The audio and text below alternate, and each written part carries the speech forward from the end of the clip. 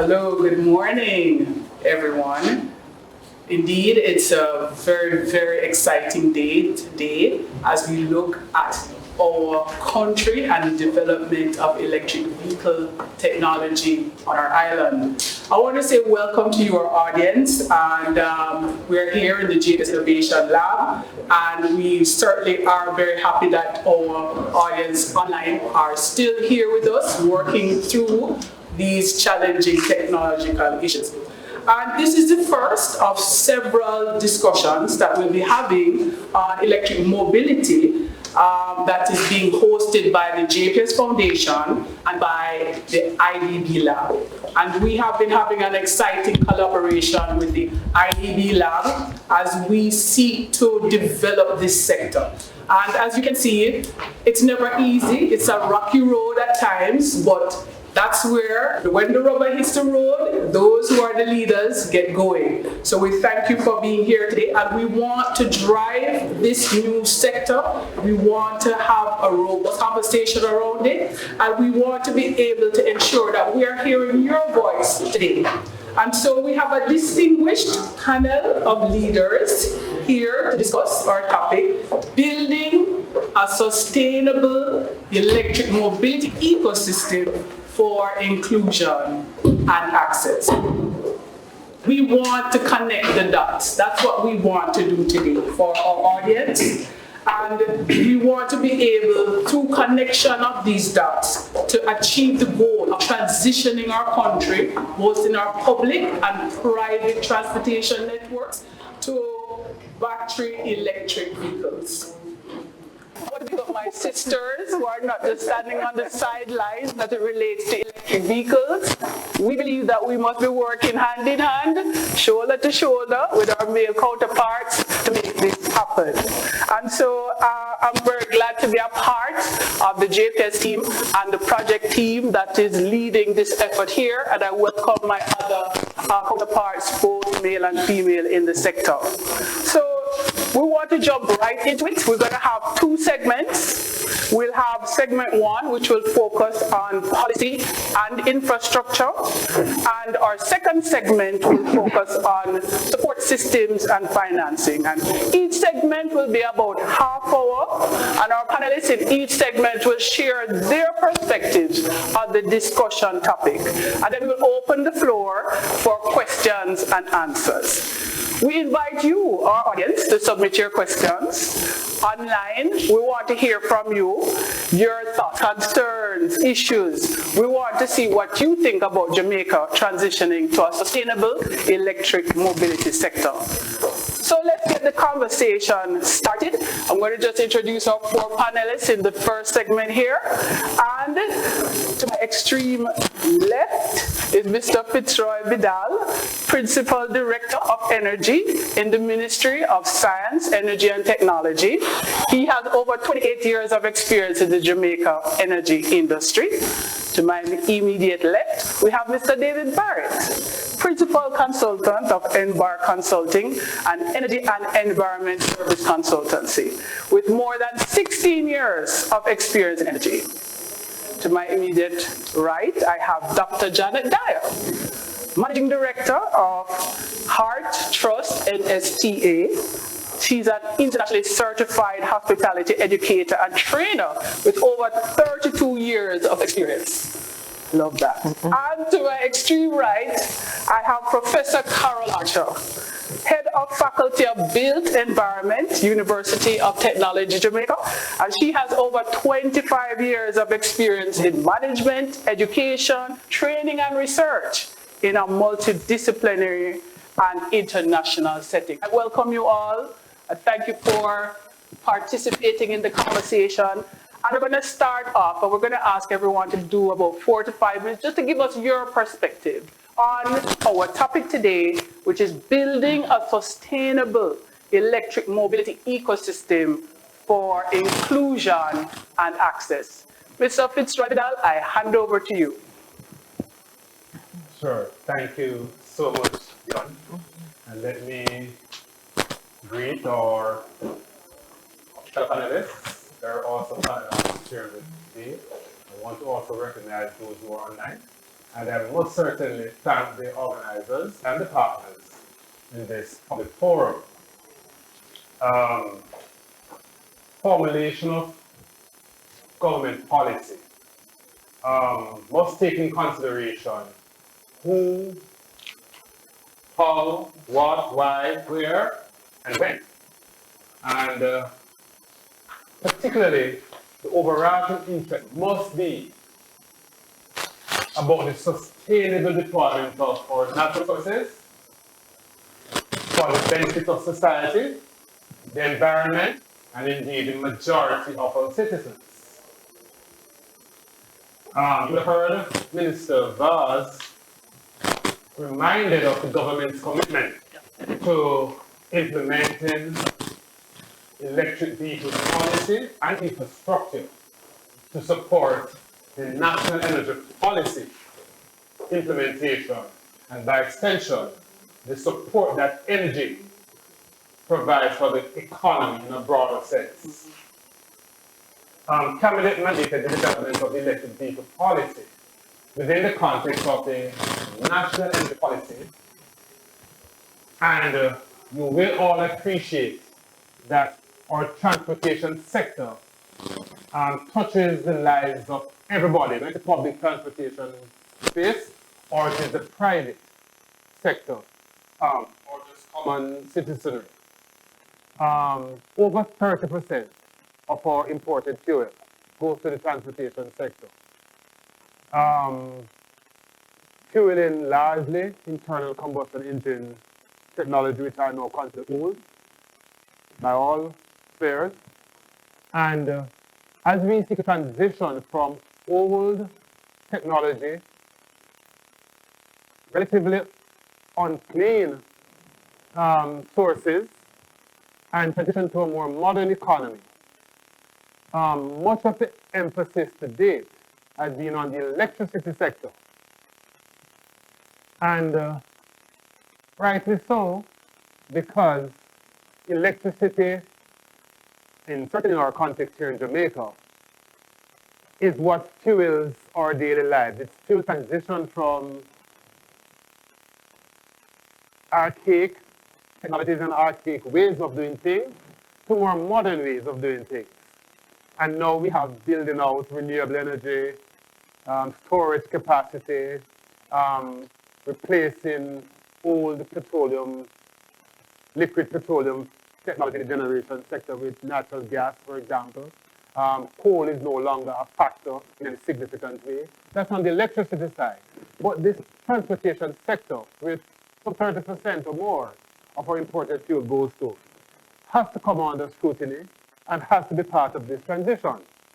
And so the development of this electric vehicle, electric mobility ecosystem and infrastructure is extremely important and timely, because whatever we want to say, when manufacturers tell us that after a certain date, 2030 to be exact, they will no longer be manufacturing internal combustion engines, then you don't want to be caught with your on the back foot. So to speak, you don't want to be caught where you are behind time and effectively become a dumping ground for those who would so easily offer these old technology to us.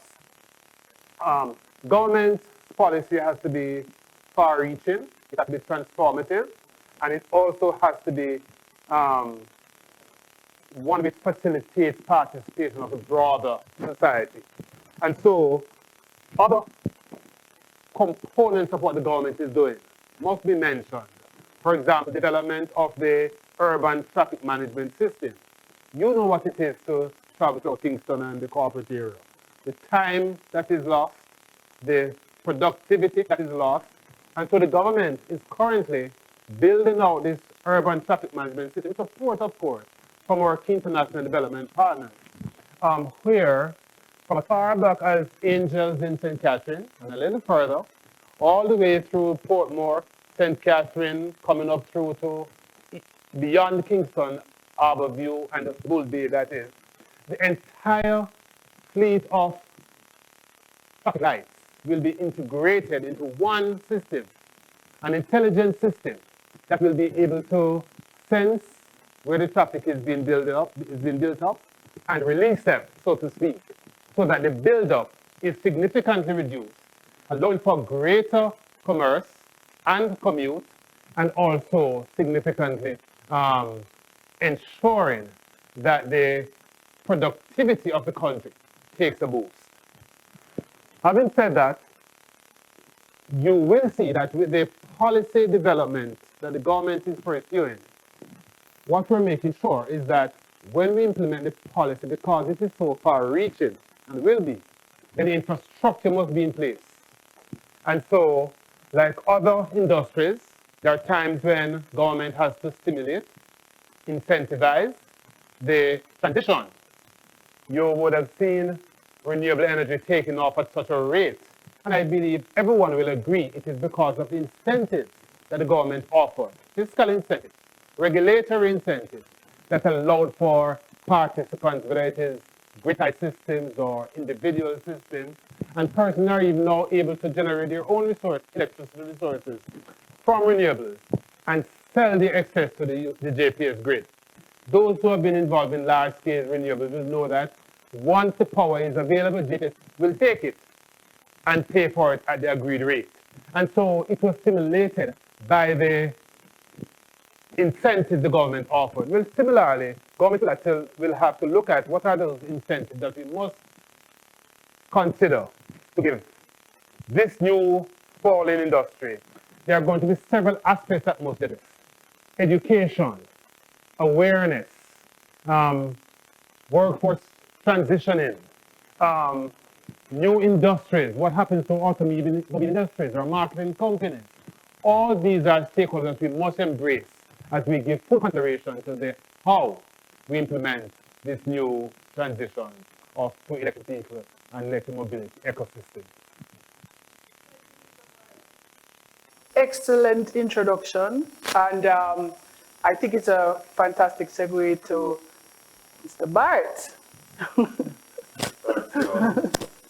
So, from what Mr. Vidal said, one of the things that should be highlighted is the fact that electric vehicles are significantly predicated, a principle significantly predicated on clean energy. Yes. So, who sits right in the sweet spot? The renewable energy sector, right?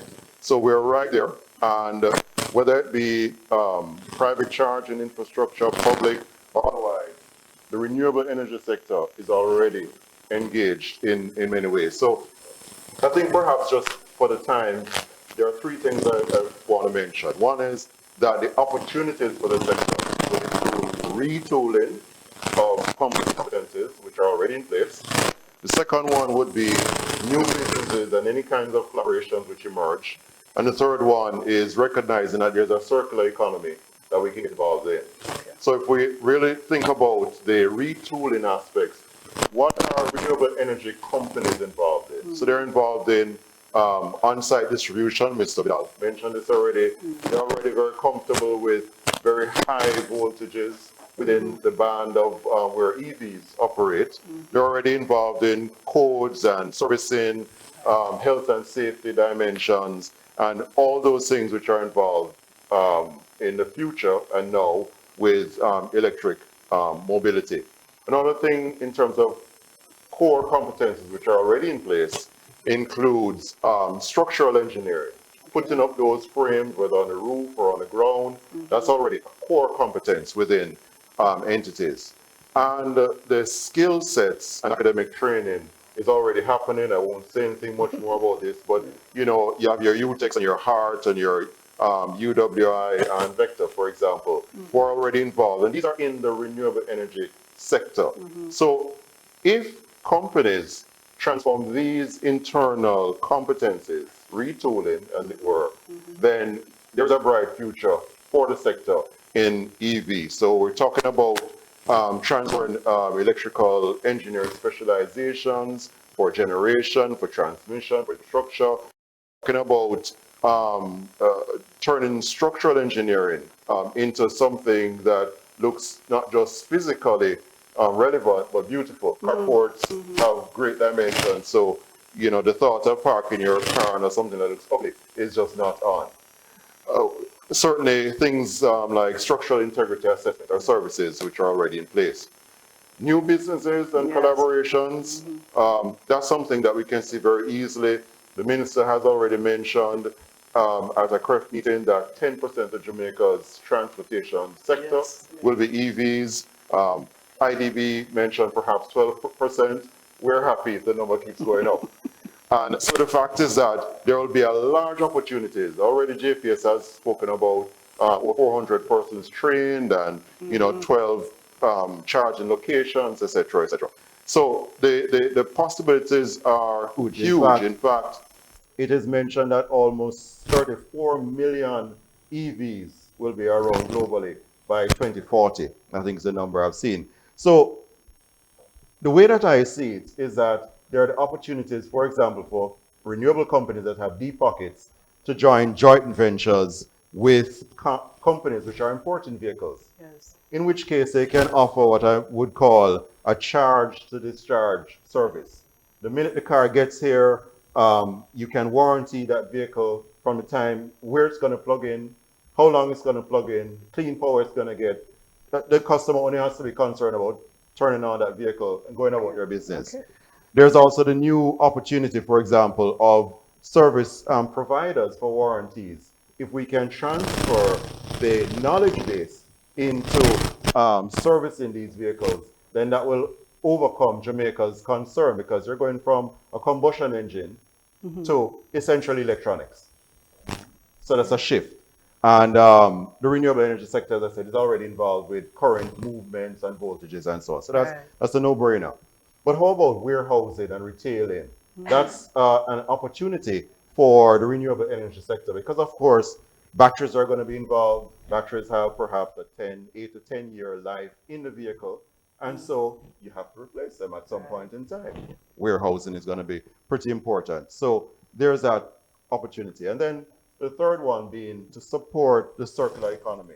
Jamaica is definitely green physically, but we are green in our business orientation. Now, we definitely won't be left behind, and we're moving forward. And so things like the reuse of batteries is going to be very important, because batteries at the end of 70% of their charge life will be taken out of motor vehicles, but they still have up to 50% to be commercial. So.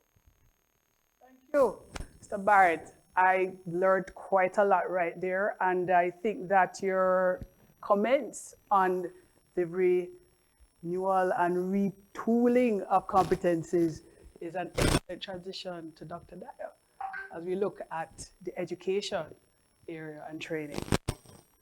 Having listened to my fellow panelists, we realize how critical it is for us at the HEART National Service and Training Agency to be able to train and maintain knowledge on electric vehicles.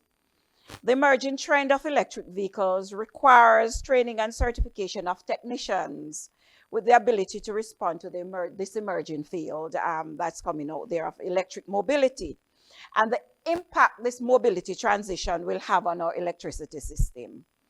With this comes not only the training of technicians, but the relative areas of our first responders, or occupational health and safety specialists, or transitionary persons from the combustion to the electrical automatum component of it. Or electric vehicles, it's going to pose a whole new set of training challenges from the body shop to the dealership. We are going to require unique and intricate training to manage the new techniques and expertise that will be required to diagnose and repair these autonomous vehicles effectively and safely. Now, from the HEART NSTA Trust perspective, we are in the preparation phase, doing our research and our consultancies to prepare our resources, both physical and technological, to respond to this emerging market. With this in mind, we have started our research and have come up with some objectives that we know will be relevant to us impacting training in that area. We are looking at creating the awareness of the EV market, the current and future trends that will come with this new and emerging field. The new market of EV charging services, looking at the technical and regulatory factors that will impact electric vehicle charging, the technical capacity and limitations of our electricity grid, how will our smart charging and discharging affect the sustainability of our ecosystems, and also the importance of training and development of specialized areas for maintenance and servicing of these vehicles. We have so far developed a draft course outline, and I'll just quickly run through the areas of the draft course outline that as we continue our research and our consultancies. I'm looking at EV market size and the developmental factors, which speaks to awareness, occupational health and safety, and safe working conditions. Charging infrastructure, which looks at the types of infrastructure that we're putting in place. Will they be standard? We'll be looking at our AC, DC. What are the locations for the structures? The trends in volumes and capabilities, and upcoming innovations. We also need to look at our grid impact of charging, the potential mitigation, both technological and regulatory in our training. Our electricity markets, that speaks to energy tariffs, energy products, whether we're going to be using green energy or whatever energy that we will be using. The demand and the responses for smart charging, looking at our current level of deployment, the legal, economic, and technical support that will be needed, and then the theoretical value of Dyer. Electric vehicle maintenance, how do we diagnose these vehicles? How do we document the traceability of these diagnoses? Installation and adaptation, how do we do those? And then looking at extending the digital thread of EV service and maintenance from combustion to full electrical vehicles. We have taken this step recently to begin training some of our instructors through a partnership that we have with the Shenzhen Institute out of China and the VCOM College also out of China through our World Skills partnership in optoelectronic technology. And this has allowed us now to be able to expand our PLC training capabilities. We have also now been able to understand some of the equipment that we will need for training and have begun the procurement process for some of these equipment that we will need for training. We are also now looking to integrate this training into our Jamaica German Automotive School. Once we're able to get that there for the Jamaica German Automotive School, then we will look at expanding the training through our partnership with our private providers. We currently have a partnership with the ATL group. We are now seeking partnerships with other dealerships in Jamaica. We also are looking at consolidating our international partnerships along with our local partnerships that we have in Jamaica, so that we, as the National Service and Training Agency, are in that position to hit the ground running for training and certification of persons for this very important area. That's a lot that we need to explore, and I look forward to Professor Archer telling us even more in terms of how we can get there. Yes, thank you. Morning, and congratulations to JPS and the partners in achieving this very, very notable milestone. You know, when I was invited to be part of the panel, I was like, oh, do you really understand that? For me, as an urban planner, someone looking at sort of the spatial location of this issue, I've always contended with the cars being the bane of our existence. As urban planners, we are always challenged. How do we deal with the motor vehicles in the urban space? We have, of course, traffic congestion, the pollution. As you know, vehicles contribute to 75% of our greenhouse gases. We have road accidents, and of course, there's increasing demand for land use when we figure in the motor vehicles. So here it is, we have the opportunity to address those issues, the congestion, the pollution, the land use. And we have the opportunity to address these issues through the concept of smart city or smart urban space. And what do we mean when we talk about smart urban space? This is the concept that relates to integrating the advanced technology to address infrastructure, mobility, education, healthcare, climate change, safety, security, and even decision making, governance. So using the smart city concept, integral part of the smart city concept is that of renewable energy, clean energy, and the use of this to provide services, to advance technology for the smooth running of the city. So the electronic vehicle fits very well, neatly. But here's the challenge for small island developing states. Our approach to land use management is somewhat behind, but the opportunity exists. We were literally being now pulling because of this new introduction here to give some consideration to how we manage our cities. We have to then look at data. Right? So how do we make decisions? We have to look at how do we use the space, where to locate, how the infrastructure would be located, and use the various technology, for example, GIS, Geographic Information Science technology, to inform the use and the location and the management of electronic vehicles. The good thing is that we have extensive research available through developing and developed countries. So when you look at, for example, Amsterdam and Copenhagen, New York, and those cities, they have been deploying, managing, implementing charging station, using data to manage the rollout of electronic vehicles. So, and they have written extensively from the land use perspective. So we can look at those examples to inform how we integrate the use of electronic vehicles in our small island developing states. We also have research available through countries such as Brazil, Indonesia, and even as recent as in Barbados, that will help to inform the use, the location.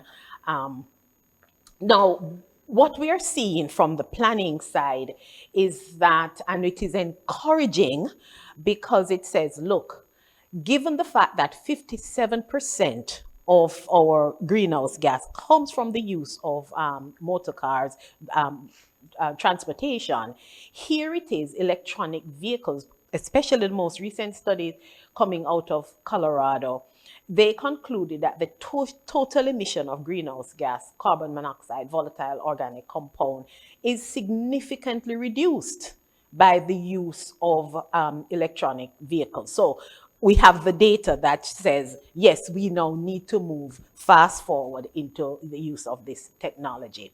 We also have the data that informs us as to how to locate the charging stations. So when we look at research coming out of Brazil and Amsterdam and Copenhagen, what we're seeing is that persons who have actually purchased and using these vehicles, they want to have charging station within close proximity. So their residential, their place of residence and their place of work.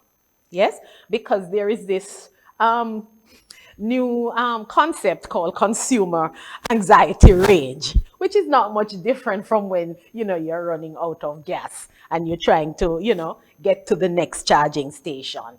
So the data has informed us that we need to give consideration to locating charging stations close to place of residence, place of employment, and also place of various commercial activities, particularly the gas stations and malls, certain malls.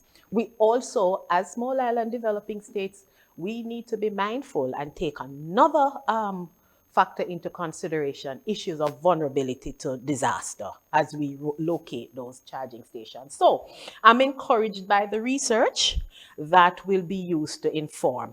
But here are two things I will end on, and which is where Vidal started, changing the government policy. So we have to change and make adjustments to our transportation policy because, of course, it will have implication for how we, the gas tax, which is used to offset our transportation or road network. With that being reduced, the use of electronic vehicles, we need to revisit that.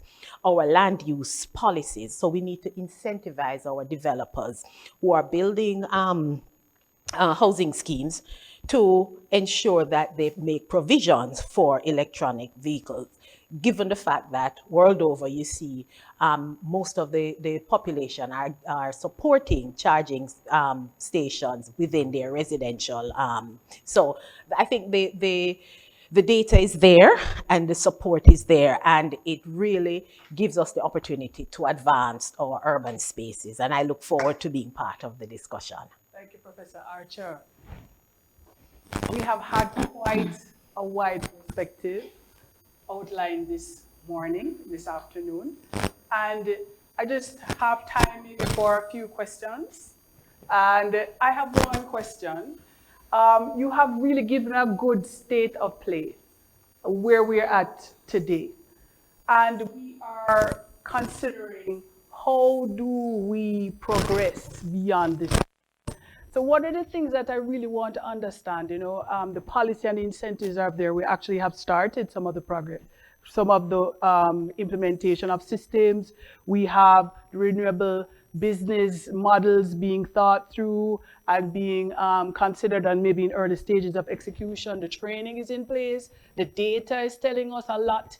The question is, how do we bring all of that together now to make tangible next steps for the next level? So policy normally drives that. Is policy really the most important next key element that we should be looking at? I'd like a comment from each of the panelists. What do you think is that next big thing that we need to ensure is in place to drive the development of this sector? Sure. So if I may go first,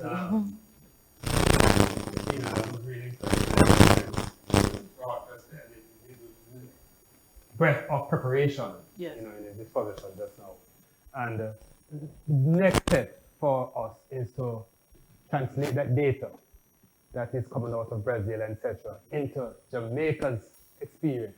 And so pilot projects are key to our next steps, right? Okay. And I'm aware of at least two, right? Very well thought out, very well funded pilot projects for which procurement are currently on the way. And those pilot projects are seeking to bring in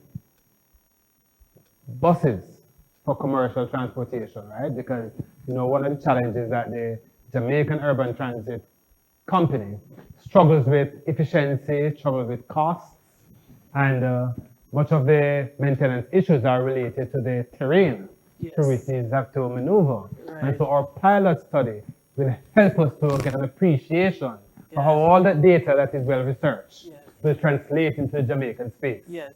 We're looking at some cars as well, right? And we're making some of those cars available to the public sector and some to the private sector. Okay. Because we want the experience to be as broad as it can be. Mm-hmm. But I must tell you that the key players to make this happen are the automobile industry. Okay.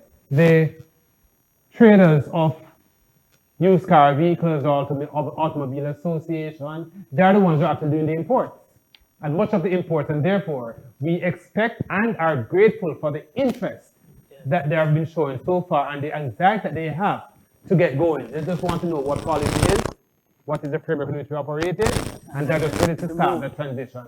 Many of auto dealers and the Automobile Association have indicated to us that come a certain time, they are no longer going to be taking in cars of internal combustion engines. They're going for electric vehicles. They just want a framework. So like the JPS who is doing charging stations, other companies very interested in building out charging stations, you won't have to worry about the demand for the use of those facilities. Because as the minister says earlier, we are asking everyone to get plugged in and get going. Excellent. Thank you. I want to just say that private sector is going to be driven by market. Okay. Without that, nothing's going to happen. So how do we get those cars in? One, the policy has to be set in a way that allows people to have the confidence that when they bring their vehicles in, they're not paying much more or more than a regular combustion engine. So the transportation policy has to consider that. There are persons who have had challenges just trying to get a conversion between CC rating and kilowatts. Okay. You know, that needs to be a no-brainer. In terms of generation, the energy policy has to ensure that EVs are properly incorporated in the renewable energy side of it, so that persons can plan to add generation and know that they can charge their vehicle regularly. Okay. The GEI, for example, also, and other agencies of the government have to be able to ensure that your system at home is installed up to standard, that you're not going to electrocute yourself by trying to charge your vehicle. Those are simple things that the consumer, when they take out their credit card, their wallet, or go to their bank, need to be happy about. And then in terms of the servicing of the vehicle, you want to know that you can take your electric vehicle to a service provider without an issue. There were years ago when we were changing over from leaded fuel to unleaded fuel, and people would take their cars, it was sputtering, it was running well, and you know what the mechanics did? They cut off the catalytic converter. Because you don't need this, this is a spare part. So we don't want that kind of orientation, right? So building market confidence by causing the consumer to know they can operate an EV as comfortably and as confidently as they would have their gasoline vehicle is going to drive the market. Everything will open up. Market confidence. Market confidence. Dr. Dyer, that big thing. The big thing for us is creating awareness of the market, creating awareness of the EV mobility, see what comes from the pilot so we can hybridize the training, specialized to our conditions in Jamaica. So we put ourselves in a position where we are able to train persons to effectively maintain and service these vehicles. Okay. I believe definitely in terms of the policies. And the fortunate thing for us is that we are now at the position where we are looking at revising and upgrading our energy policy. We are revising the transportation policy, and we're also at the stage of upgrading our land use plans. So these are opportunities, and I know my colleagues at the various sectors in government, they are taking these things into consideration. And of course, in academia, we are usually ahead of the game in terms of the research and looking at best practices elsewhere. So I think the synergy, particularly from this grouping, for us to say, look, here are some research findings that we now can incorporate into our pilot or use to build out our policies. And of course, I do believe that we need to incentivize our developers, incentivize the auto industry, and of course our energy providers, because it is through these, if you know, look, I'm going to ensure that we have clean air. There's a trade-off. So the incentives need to be put in place for that. Excellent. Thank you so much for those feedback points. We'd like to take one or two questions from the audience. So is there a roadmap available to the public concerning the development of the sector? Should I look to my left? Is there a roadmap? I mean, is there, from your connections with the Renewable Energy Association, is there a consideration of a roadmap? Is there anything that we are all aligned around to get us there? And there's a quick answer on that one. I would say no, but I would also say that I think JPS is playing a very key role in pulling all the pieces together to help us to get that roadmap. And certainly the actions by the Ministry of Energy is helping us to get on the way. Excellent. So Mr. Vidal, that's sufficient, right? Excellent. So one of our comments is saying that, apart from policy, action is needed. And that point was made in terms of doing projects. We need to get pilot projects so that persons can see and feel that experience, right? And one of the things that we have been doing on the JPS side is focusing on the charging infrastructure, and that will be rolled out. We have been working through it. We have had our challenges with the pandemic, but we're very close now. And so persons will actually have a look and feel of what this charging infrastructure looks like, and we can bring in those electric vehicles. So I believe that the pilot projects is something we need to coalesce around. There's a question, will training be offered by HEART to train us to service these vehicles? I answered that question when I made my comments in the panel. Yes, training will be offered by HEART. We are in the preparation phase now, and we are hoping that by mid-year, we should have a course outline ready and a curriculum ready in partnership with our providers to be able to offer our first set of training. Excellent. I will be signing up as well. So question, what will be the source of electricity for these charging stations for JPS? The question is whether renewable or fossil fuels, and I will hear what Mr. Barrett has to say. Well, I'm going to say renewable energy, but the alternative would be renewable energy. I missed something there, didn't I? It's twice as nice. Well, the good thing is that we have an integrated resource plan that is pushing us into more renewables. So ultimately, I'm hoping that we can say up to 40% yeah. or I more. will say that natural gas is a cleaner option too, but renewable is sweet. All right, great. I figured that's what you would tell me, right? And Professor Archer, you spoke about the land use and those sort of elements that support where you cite these kinds of infrastructure. I'm particularly interested. I didn't see the question, but I'm going to go to that last question there. In terms of how does this integrate in terms of our building codes and going forward? I mean, should we be starting now or when? Yes. In fact, we have had training in terms of our green building, which would have taken some consideration to locating these sort of charging stations. Right. And we've trained at least 25 persons at the within local government, and as part of the building code training, which we are getting ready to ramp up. That is being considered. So there's the question of locating, in terms of the building, but there's also the physical location, because of course, as I said, we are vulnerable to earthquake and flooding, and so we have to use our GIS technology. Okay.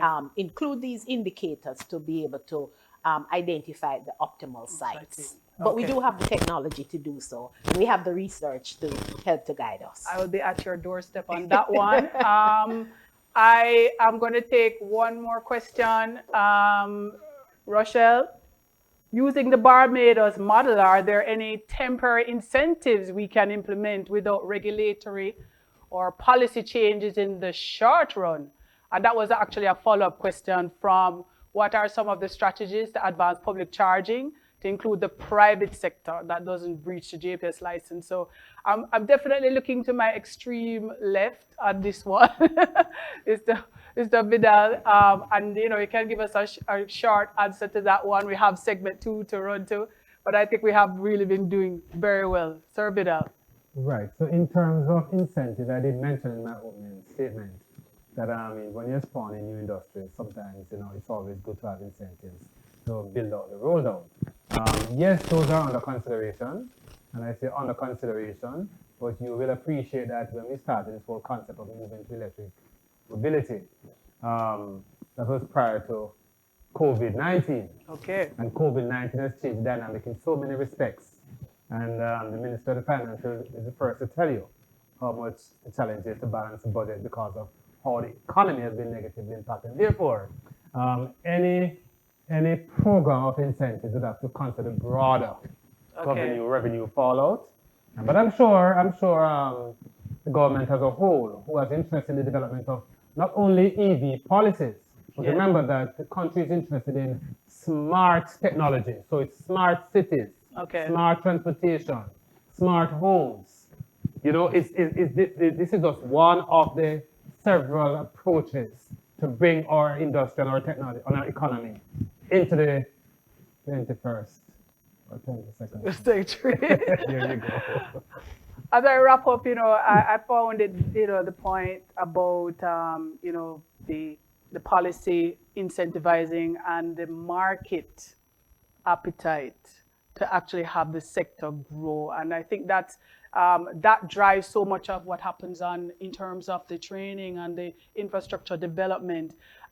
It does say that the conversation has to continue, and we have to be working very closely together to actually advance those elements so that we have a coherent and orderly development of the sector. I want to close this section by really thanking my first 4 panelists. We have segment 4, again reminding everyone that this event is the first of several, so whatever we have not considered, we will be having follow-up conversations around them. And I think that we have learned so much about what's happening across the spectrums as to the development in EV. And it does say that the program has started and we need to get running at this stage. Thank you again, Mr. Vidal, Mr. Barrett, Dr. Dyer, Professor Archer, thank you so much as we transition to segment 2, as we look at financing and the support systems. Thank you.